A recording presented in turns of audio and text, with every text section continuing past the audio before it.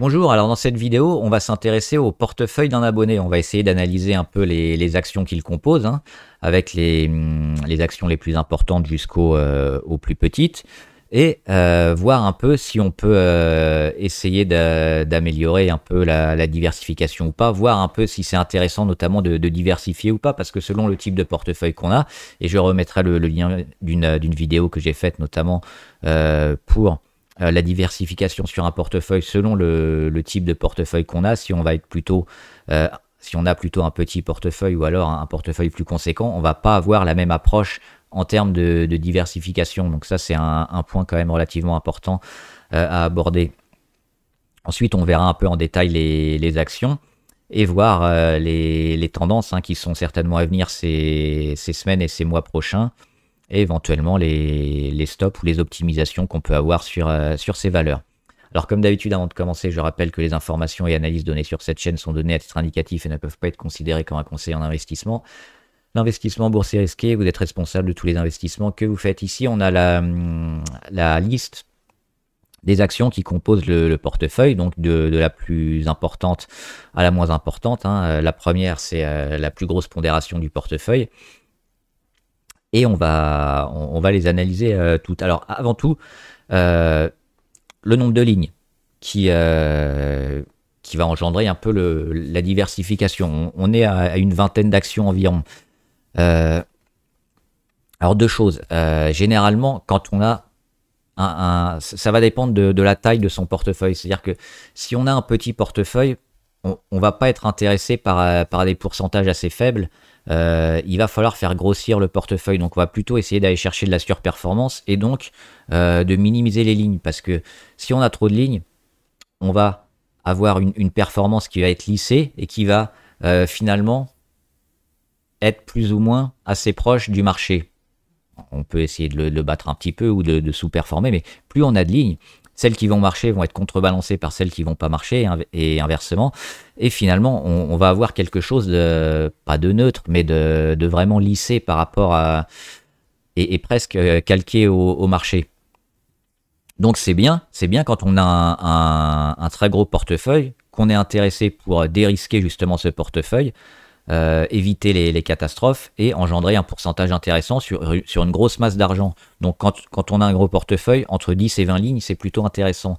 Maintenant, si on a un petit portefeuille et que 4, 5 ou 10% à l'année, c'est pas très intéressant parce que ça va pas rapporter beaucoup, parce qu'on n'a pas mis beaucoup sur le portefeuille, on va chercher à d'abord faire grossir le portefeuille. C'est-à-dire qu'on va chercher de la surperformance, on va chercher à battre le marché. Donc, on va se concentrer sur quelques actions seulement, idéalement à 4 ou 5 lignes, à quelques lignes près, c'est un exemple.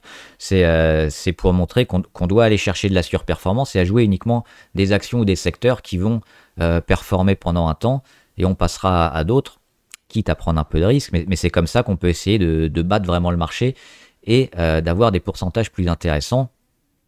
Parce que dès qu'on va gagner beaucoup avec une action, vu qu'elle pondère à 15, 20 ou 30% du portefeuille, votre portefeuille il va monter rapidement. Donc je remettrai le lien de la vidéo que j'ai faite notamment sur la diversification selon le type de portefeuille. Là, on a une vingtaine d'actions.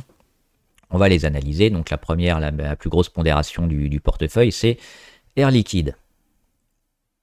Alors Air Liquide, très bonne action, hein, c'est une des préférées notamment des particuliers. Dans les gaz industriels et médicaux. Donc elle a aussi la particularité de donner des actions gratuites. Elle donne du dividende. C'est une action sur le long terme qui est très haussière. Donc on est plutôt favorable. En plus, avec la reprise là qui se matérialise un peu aux États-Unis et la consolidation qu'elle a faite depuis quasiment un an, parce qu'on est revenu sur la zone de gap ici du mois de février 2024. On y est revenu à la fin de l'année. Et on est en train de repartir. On avait donné un signal d'achat très récemment. Donc oui, sur Air Liquide, très positif. C'est probablement une action à garder encore pendant plusieurs mois. Peut-être, on verra, hein, mais été, septembre ou fin 2025, on refera un point, mais certainement, elle ira à la fin d'année, hein, dépasser ses plus hauts. Donc c'est une très bonne valeur à garder. Aussi pour le nombre d'actions, hein, qui seront attribuées, le dividende et et la performance sur le long terme. La deuxième, c'est Amazon. Alors Amazon, là aussi on a une belle valeur, hein. Alors avec une grosse correction qu'on a connue 2021-2022, et depuis on a quand même une progression intéressante. Alors Amazon, on les connaît, les ventes notamment par Internet, mais pas que, ils ont su se diversifier aussi avec AWS, avec leur travail et investissement aussi sur l'intelligence artificielle, sur la tech maintenant, hein, parce que le vendeur... Le vendeur par correspondance un peu est devenu un géant de la tech, donc là aussi avec tout ce qui est fait sur l'IA et la tech, on est plutôt favorable. À court terme, on a eu une progression assez importante, notamment depuis le mois d'octobre, et on voit un écart qui s'est fait notamment entre les moyennes les plus longues et le court. Donc, alors c'est pas pour rentrer maintenant, c'est pour analyser une action qui est dedans. Donc à court terme, on sera peut-être un peu prudent. On a quand même une zone de gap qui est plutôt positive, deux même. On a juste noté et matérialisé la dernière du mois de décembre. Donc on a fait un gap. Derrière, on fait une phase de congestion, on comble pas le gap et on est en train de repartir. On est sur les plus hauts historiques. Donc on est toujours dans une tendance plutôt largement favorable. Là aussi, on aura les résultats qui vont arriver assez prochainement, mais sur Amazon, ça devrait quand même continuer à performer. Donc là aussi, c'est plutôt une action qu'on gardera sur le moyen long terme. À court terme, oui, on aura peut-être quand même une phase où il risque de pas se passer grand-chose, parce qu'on est relativement loin, hein, des moyennes les plus courtes. Et encore, c'est même pas sûr, puisqu'on a peut-être démarré une période ici, une séquence assez forte. Dans l'ensemble, c'est plutôt une action quand même à garder sur Amazon. Si on veut quitter, bah oui, peut-être le comblage de gap, s'il arrive, il sonnera peut-être la fin de la hausse sur Amazon. CrowdStrike. CrowdStrike, c'est dans la cybersécurité notamment.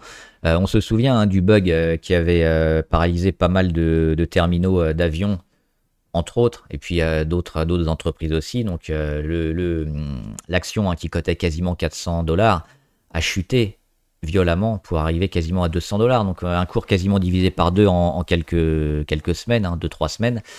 Ça a été relativement bien acheté, je crois. Et depuis, c'est remonté.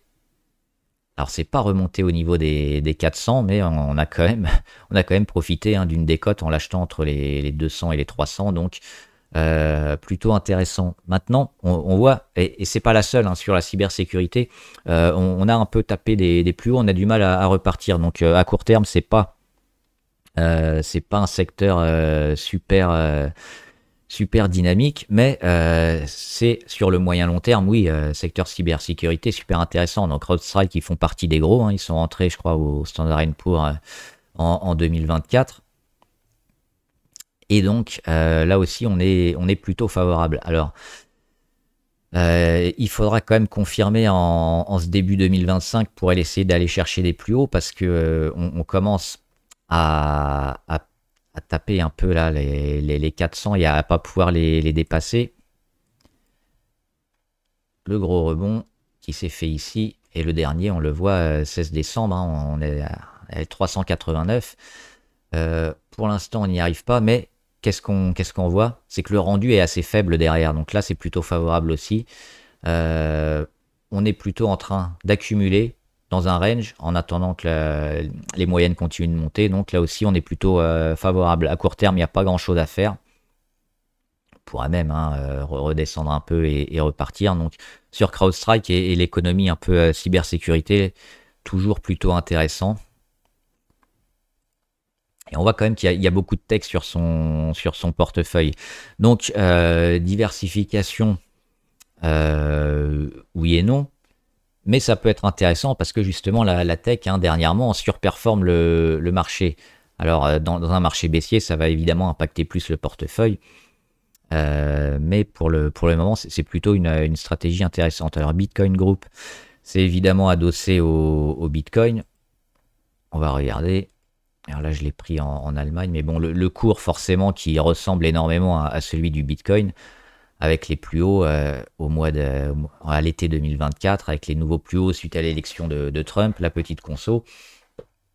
Sur le Bitcoin, hein, la plupart des analyses sont largement positives, avec notamment les ETF qui ont été créés, les ETF spot, détenus par beaucoup de grands fonds, le grand public qui s'y met, les États et les entreprises qui achètent aussi du Bitcoin. Donc on a un peu tout le monde qui est bullish dessus. Donc a priori, si on a des petites consos, ce sera plutôt à acheter. Donc sur le moyen long terme aussi, c'est quelque chose à garder, c'est quelque chose à acheter pour aller chercher des plus hauts peut-être 2025-2026.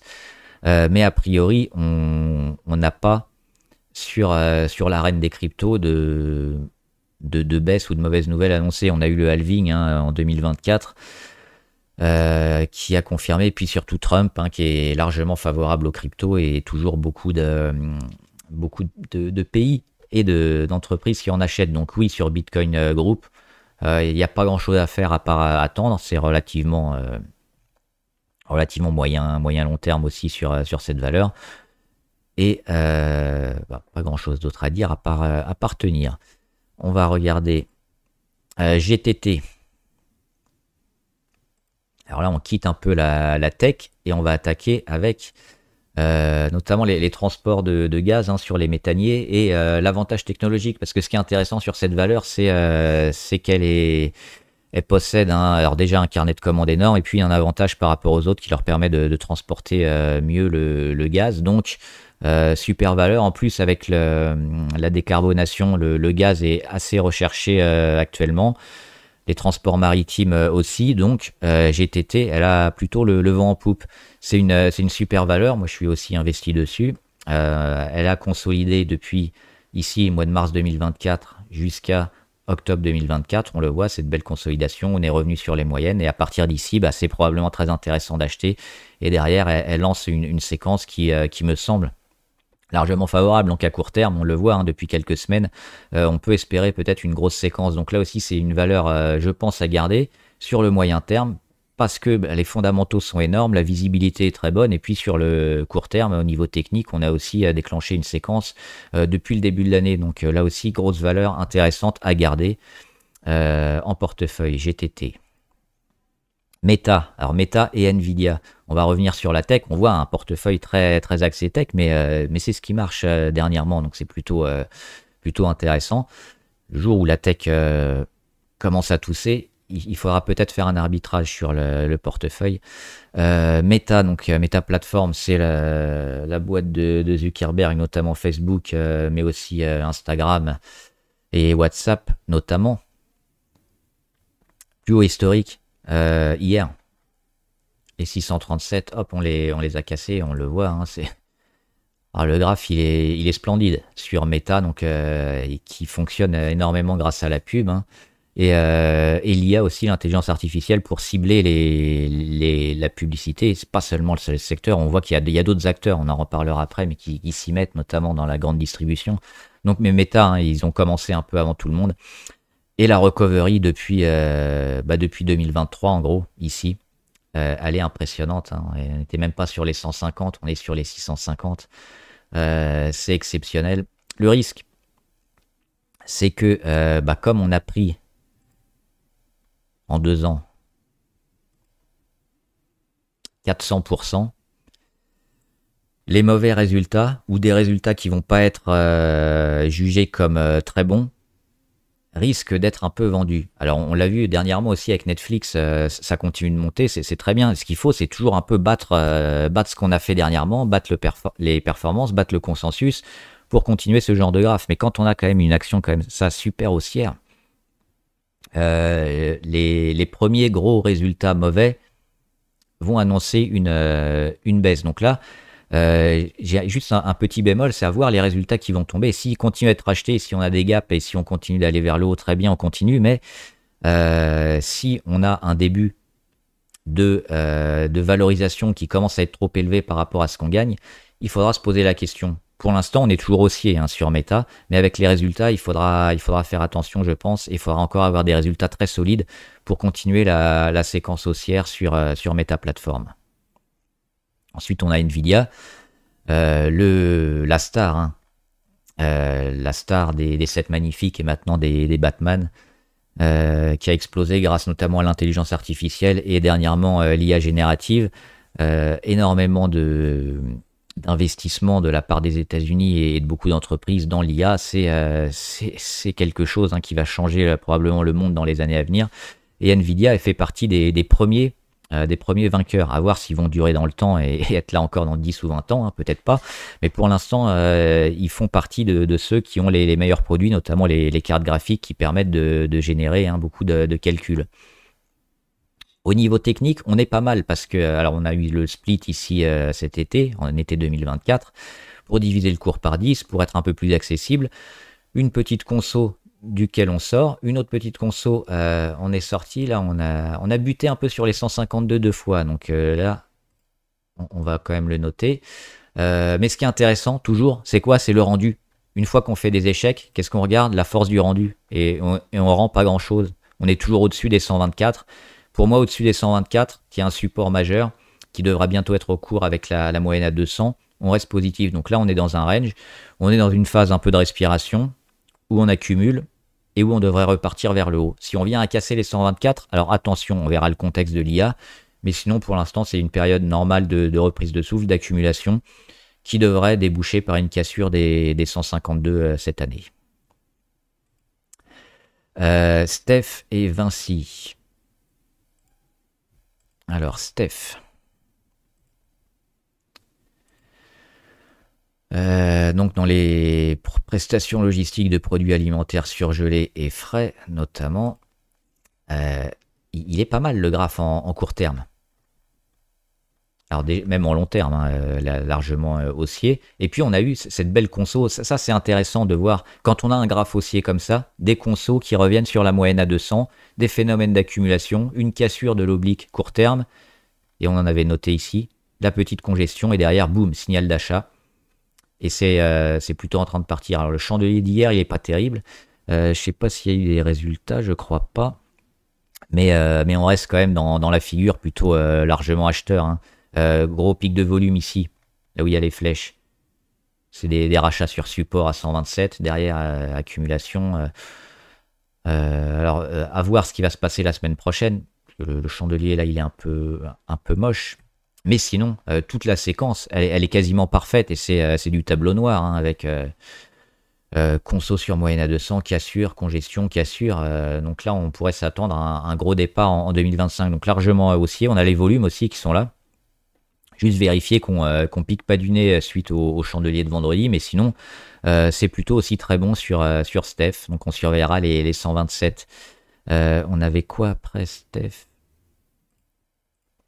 Vinci et FH, donc c'est les deux. Alors là aussi, c'est pas trop diversifié puisque c'est exactement les mêmes. C'est un peu Schneider et Legrand, hein, si on veut. Mais dans les concessions, que ce soit aéroportuaires, autoroute et construction aussi, et dernièrement un peu énergie, si je les trouve, Eiffage.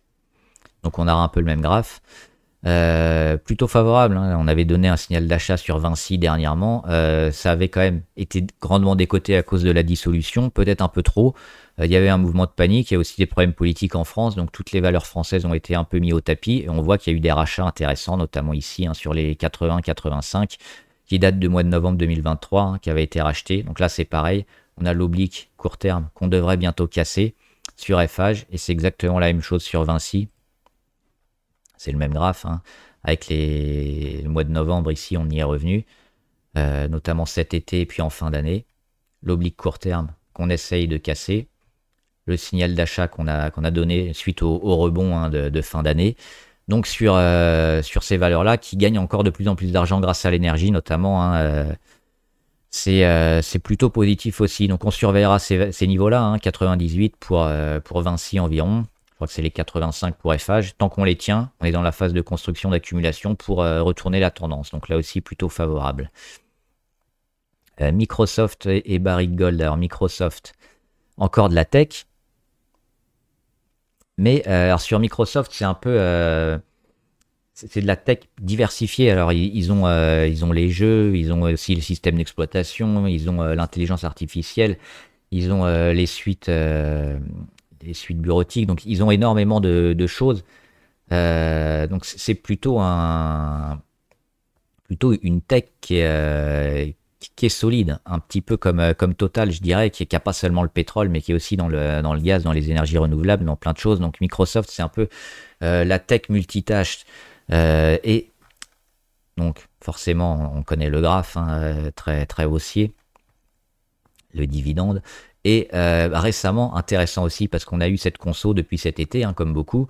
Et puis, là aussi, techniquement, c'est assez fort et parlant, parce qu'on a la conso sur moyenne à 200, les rachats, la cassure, et derrière le retour moyenne à 200, et on repart. Donc là, on a aussi des signaux très forts d'achat court terme, hein, sur Microsoft. Donc pour moi, c'est pareil, c'est à garder pendant plusieurs mois. Et puis l'achat ici, qui se fasse maintenant, ou il y a quelques semaines, ou un peu avant, est largement justifié. Donc on est au contact des moyennes les plus longues après une grosse période de conso, donc on devrait repartir vers le haut. Il n'y a pas de nuage, hein, sur les techs et Microsoft, avec beaucoup d'investissements, hein, et des décrets au niveau de Trump aussi pour ces valeurs-là, des baisses d'impôts sur ces sociétés, ça devrait les favoriser en 2025, donc largement favorable. Barrick Gold. Barrick Gold un peu moins bien. Alors il y a l'or qui va très bien, mais certaines minières ont eu plus de mal. Notamment donc Barrick. Alors il y a eu des problèmes aussi au Mali, hein, sur certaines mines, et l'État, hein, qui veut essayer éventuellement de récupérer des mines. Donc compliqué sur Barrick Gold. On a eu la cassure ici de moyenne à 200, et puis finalement pas de rebond. On a une petite réaction. Alors les 15, je mettrais les 15 dollars. Si on y revient, qu'on casse à la baisse, il faudra partir, ce sera catastrophique, hein, sur Barrick. Là, on essaye quand même de repartir un peu, mais quand on voit le cours de l'or, Barrick Gold, il devrait être beaucoup plus haut. Il y a certaines autres valeurs qui sont mieux comportées. Je pense notamment à Harmony Gold, hein, qui a mieux fonctionné que Barrick Gold. Donc peut-être éventuellement à surveiller, mais ça apporte un peu de sous-performance. Donc si on revient pas rapidement ici, et puis encore, là on a l'échec sur moyenne à 200, donc ce qui peut se passer, c'est quoi?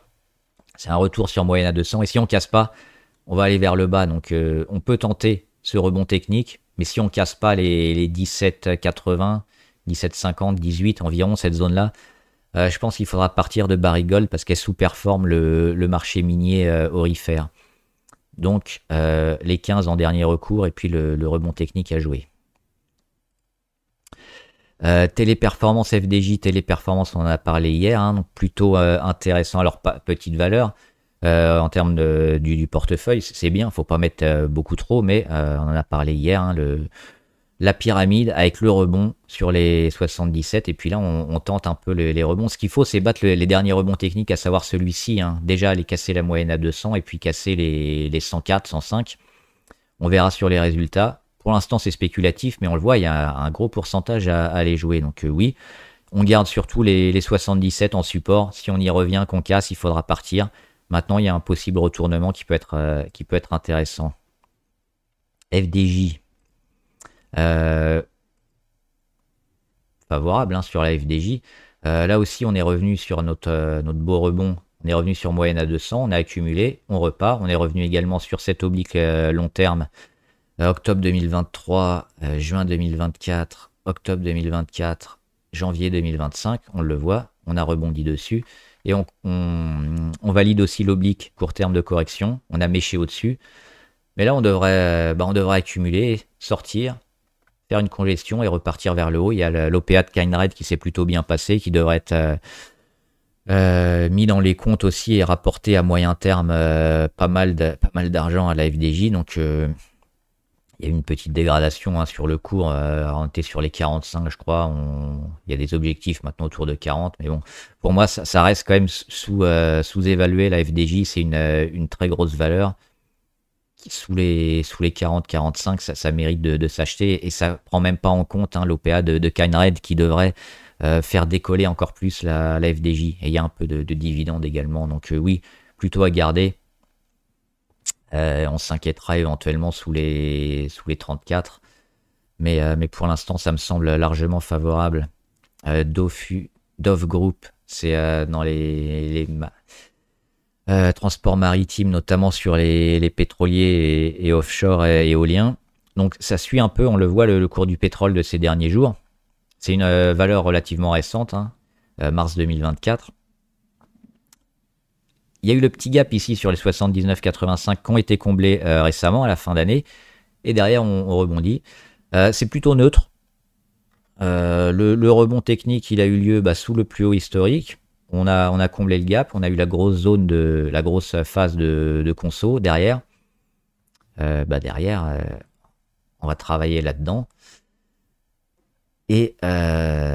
Et honnêtement, c'est un peu neutre et c'est compliqué actuellement de voir une dynamique. Alors sur le secteur, ça va dépendre surtout des acteurs et des contrats, hein. On verra les résultats sur Dove Group, mais pour l'instant, plutôt en mode observation. Il faudra évidemment tenir les 80 et suivre éventuellement le cours. Mais vu que le cours du pétrole, on a quelques incertitudes et quelques doutes aussi, que ça semble aussi être adossé au cours du pétrole, peut-être un léger doute sur cette valeur-là, qui risque de baisser. Alors c'est juste un sentiment, c'est pas encore validé pour le moment, mais attention sur cette valeur.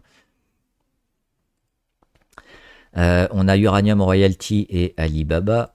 Alors Uranium Royalty, c'est pas mal, hein. Sur l'uranium, on a dit c'est plutôt une valeur long terme qui devrait revenir dans beaucoup de pays, hein. Il y a beaucoup de constructions sur les centrales nucléaires.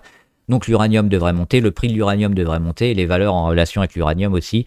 Alors il y a Uranium Energy qui est intéressante. Uranium Royalty, on l'avait dit ici, hein, on s'intéressait à la valeur depuis début janvier. Et elle est en train de partir depuis cette semaine. Donc favorable, l'objectif, hein, c'est d'accompagner un peu le cours et le renouveau. Alors à court terme, on a deux objectifs. On a celui-là vers les 3, puis éventuellement les 3,7. Ce qu'on peut noter aussi, c'est quand même des volumes plutôt intéressants, hein, depuis plusieurs semaines. Donc ça devrait nous aider à aller chercher au moins les 3 $. Et puis après, peut-être sur le moyen long terme, éventuellement, hein, pourquoi pas rester. Alors il n'y a pas de dividende, hein, c'est pas une valeur encore à dividende, mais le retournement, avec un peu le faux départ qu'on a eu en 2024, il pourrait avoir lieu en 2025 pour jouer les 5 et plus. Mais à minima, on jouera les 3 sur Uranium Royalty. Alibaba. Donc là aussi, on revient un peu presque dans de la tech, parce que Alibaba, c'est un peu comme Amazon, c'est des vendeurs à la base par correspondance, et puis ils ont amélioré aussi, travaillent avec l'IA, travaillent avec la publicité ciblée, donc c'est quelque chose un peu technologique maintenant. Et le retour de la Chine, on en a parlé dernièrement, hein, le PIB de la Chine qui revient, plutôt largement favorable.